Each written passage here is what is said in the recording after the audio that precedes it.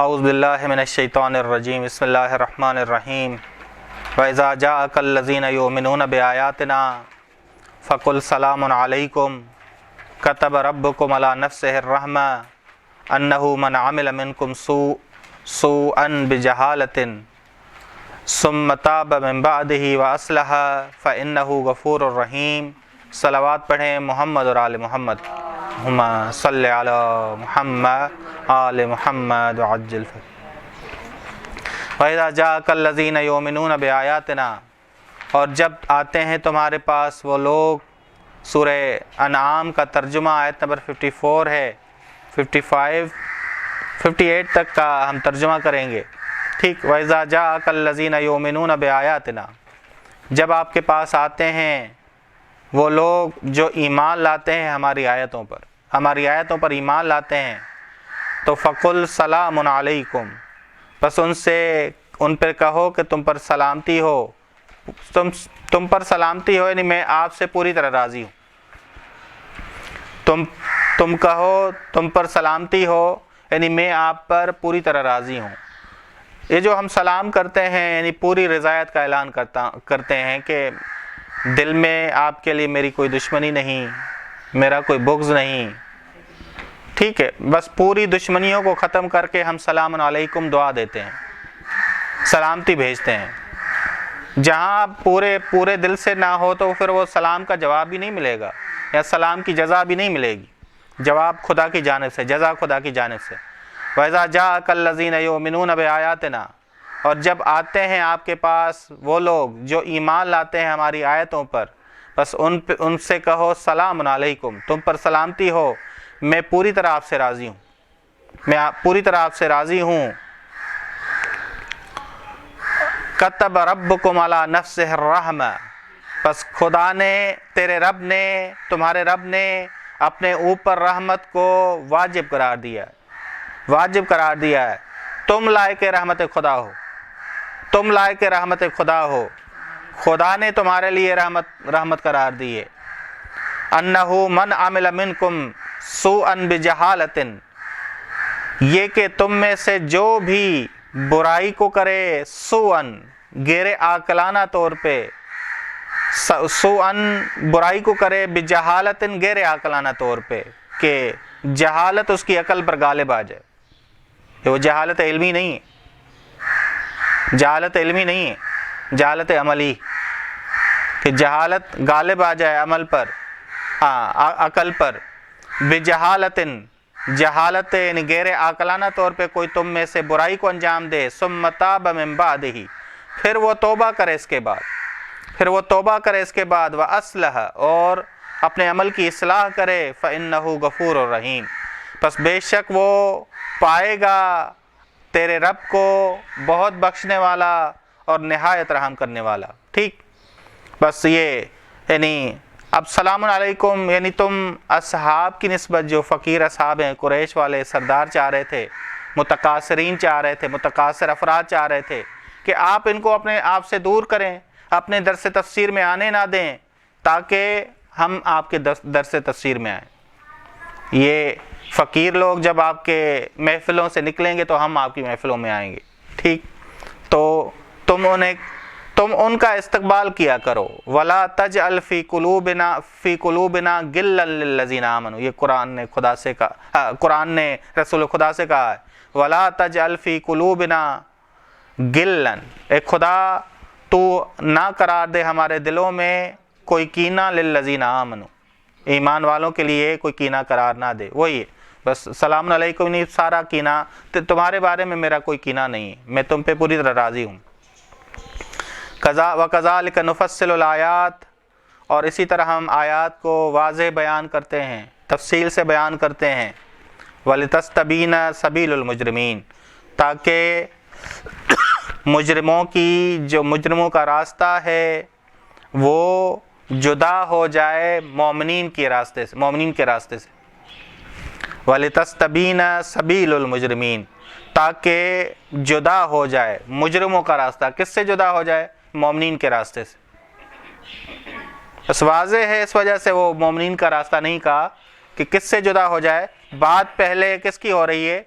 آیت نمبر 54 میں بات ہو رہی وَإِذَا جَاءَكَ الَّذِينَ يُؤْمِنُونَ بِآيَاتِنَا، بس اس میں تاکہ واضح ہو جائے مجرموں کا راستہ جدا ہو جائے مومنین کے راستے سے۔ قل، تم کہہ دو، انی نہیت ان اعبد الذین تدعون من دون اللہ، کہہ دو یقیناً مجھے منع کیا گیا ہے، یعنی کیا؟ نقل بھی مجھے منع کرتی ہے، قرآن بھی مجھے منع کرتا ہے، اور عقل بھی مجھے منع کرتی۔ وہ عقل جو وحی الہی سے تشکیل پائی ہے۔ عقل کی دو قسمیں، عقل معاش، عقل معاد۔ بعض لوگ بڑے عاقل ہیں، کمانا جانتے ہیں، دنیا میں پرفیکٹ وہ کماتے ہیں، صحیح وہ کماتے ہیں، دو نمبریاں کرتے ہیں۔ بعض لوگ عقل معاد رکھتے ہیں، وہ ہوشیار ہیں کس حوالے سے؟ آخرت کے حوالے سے، آخرت کے حوالے سے۔ بس یہ کون سی عقل ہے؟ عقل معاد۔ کہہ دو مجھے منع کیا گیا ہے، نقل یعنی وحی کی جانب سے وحی نے مجھے منع کیا ہے، اور عقل نے مجھے منع کیا، وہ عقل جو وحی سے تربیت پائی ہے جس عقل نے۔ کہہ دو مجھے منع کیا گیا ہے ان اعبد الذین تدعون من دون اللہ، کہ میں عبادت کروں ان بتوں کی جن کو تم پکارتے ہو، جن کی تم عبادت کرتے ہو خدا کے علاوہ۔ تدعون عبادت کرتے ہو، پکارتے ہو، ٹھیک، تم پکارتے ہو، یا تم جن کی طرف متوجہ ہو، مرضی ہے آپ کی، جن کی طرف تم، ہاں، الذین سے مراد بتوں کو، ان بتوں کو جن کی تم عبادت کرتے ہو خدا کے علاوہ، کیونکہ اب بت پرستوں سے بات ہو رہی ہے اس وجہ سے۔ تدعون من دون اللہ قل لا اتبع، کہہ دو میں پیروی نہیں کروں گا، میں پیروی نہیں کروں گا اہواءکم، تمہاری خواہشات کی۔ اہوا ہوا سے، ہوا یعنی بات جو دلیل کے بغیر ہو، بات جو دلیل کے بغیر ہو، جو بات دلیل کے بغیر ہو وہ خواہشات نفسانی کی بنا پر ہوتی، ٹھیک ہے نا؟ 7 اپ پہ نعرہ لگوا دیں، دلیل کے بغیر بات، بس قل لا اتبع اہواءکم، کہہ دو میں پیروی نہیں کرتا تمہاری خواہشات کی، اہوا کی یعنی دلیل کے بغیر بات کی، دلیل کے بغیر بات کی۔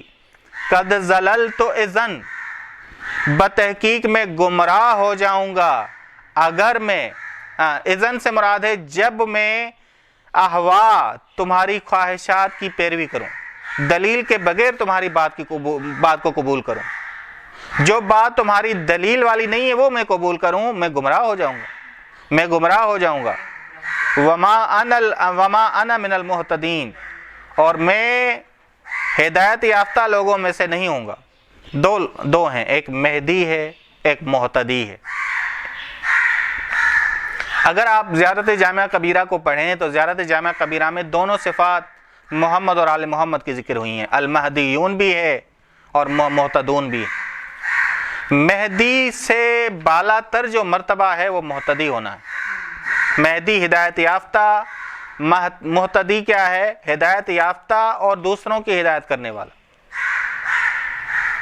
ٹھیک ہے؟ بس مہتدی کیا ہے؟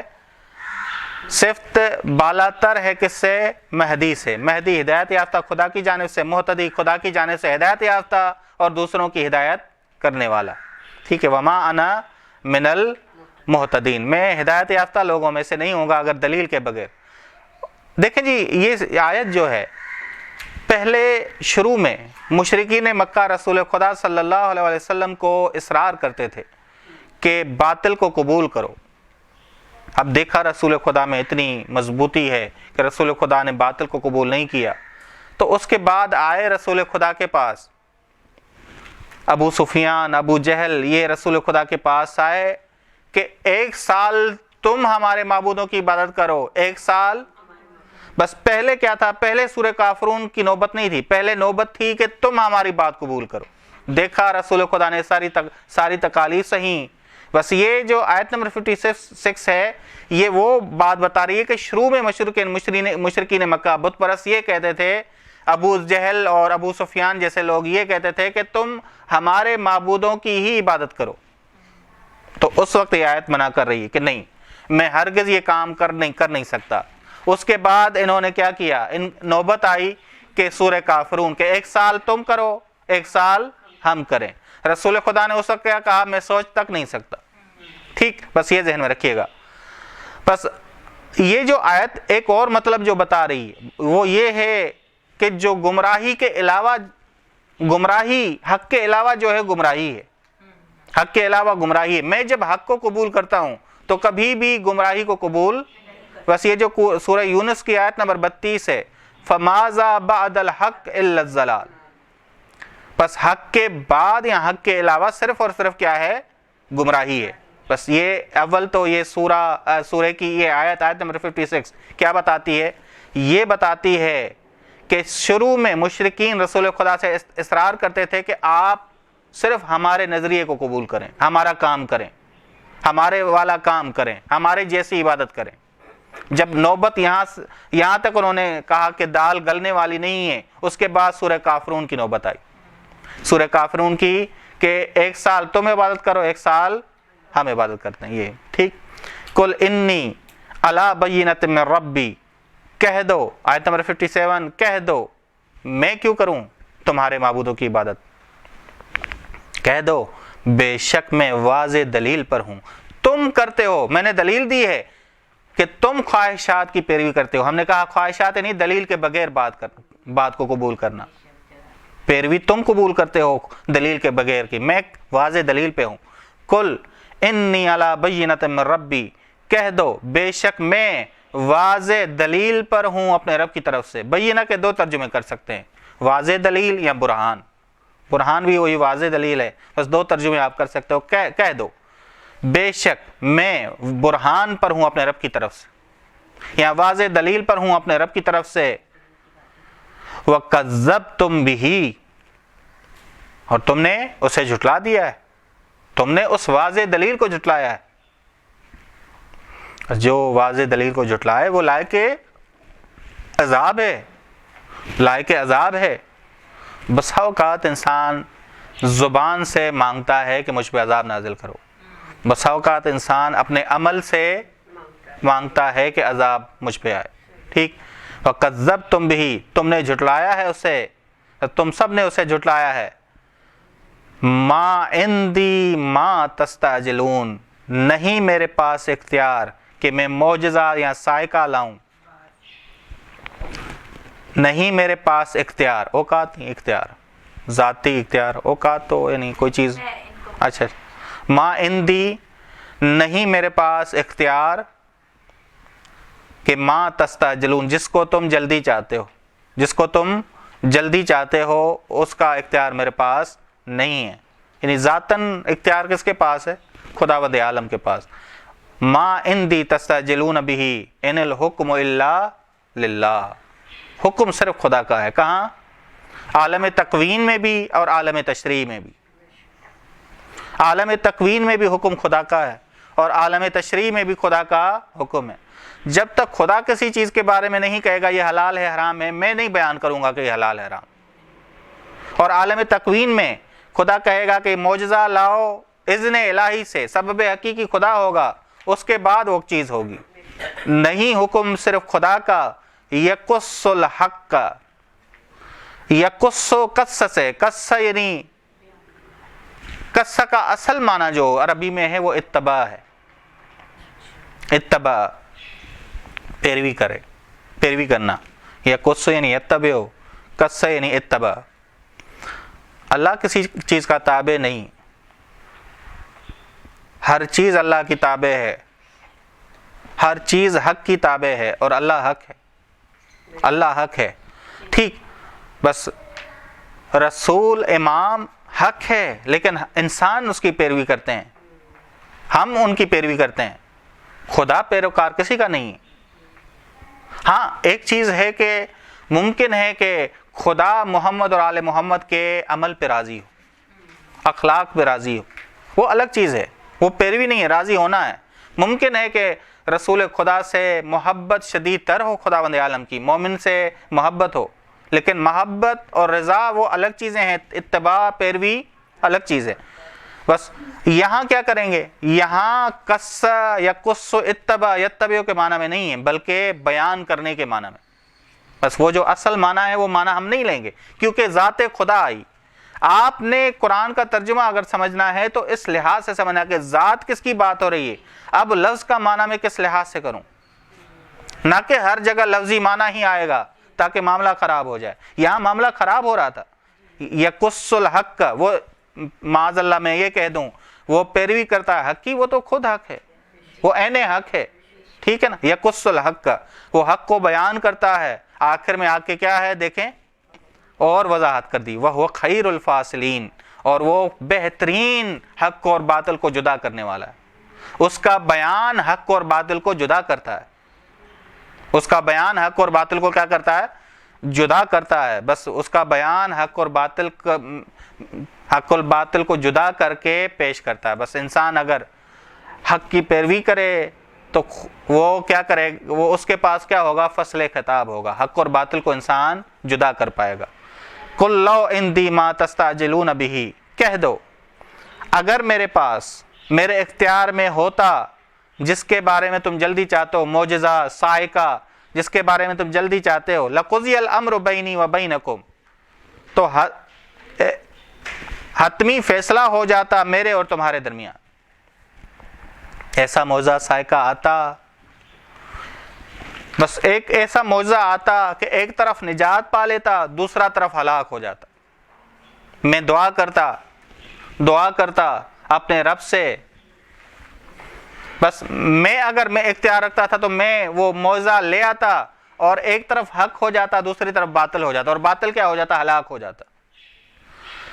قل لو عندی ما تستعجلون به، کہہ دو اگر میرے پاس اختیار ہوتا جس کے بارے میں تم جلدی چاہتے ہو، معجزے کو، لقضی الامر بینی و بینکم، تو حتمی ہو جاتا معاملہ میرے اور تمہارے درمیان. واللہ اعلم بالظالمین، اور خدا ظالموں کے بارے میں جانتا ہے، ظالموں کے بارے میں جانتا ہے.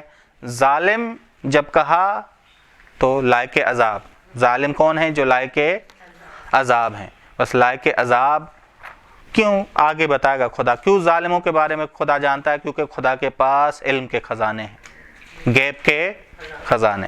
صلی اللہ علی محمد اہل بیتہ الطیبین الطاہرین، اللہم صلی علی محمد.